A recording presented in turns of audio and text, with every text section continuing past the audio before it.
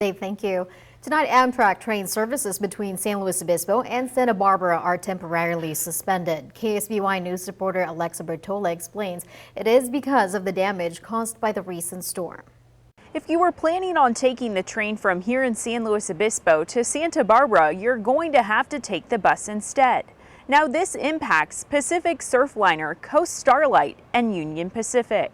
This Coast Starlight passenger train in San Luis Obispo is at a standstill. That's because crews are repairing damage to the train tracks. Union Pacific said in an email that it was a washout of the tracks. I actually didn't get much of a heads up at all. It was just, they said that they'd already sent me a new itinerary via email, but they didn't tell me that there was an additional time switch. We got told yesterday, we got a call from the train station saying how we got to arrive here a little bit earlier, get on the bus at about 2:10, and then take a 5-hour trip all the way up to Oakland just to be able to get home.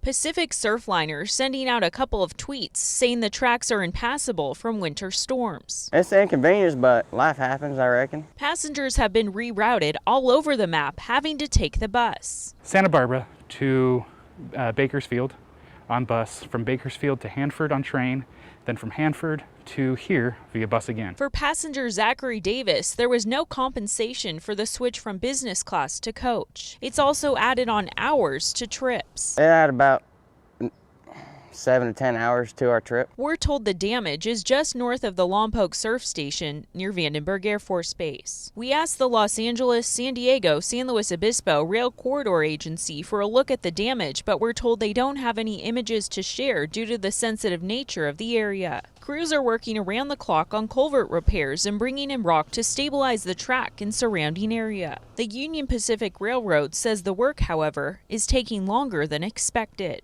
This is not only due to the extent of the damage, but also the remote location and the need to access the site through sensitive areas of the Air Force Base. Meanwhile, with train service suspended until further notice just north of Goleta, passengers will have to travel by bus for the time being. It's kind of annoying, really, but I mean, it's not necessarily their fault for the rain, washing that out, they got to fix it. A specific time frame for completion is still not known, but Union Pacific anticipates later this week. In San Luis Obispo, Alexa Bertola, KSBY News.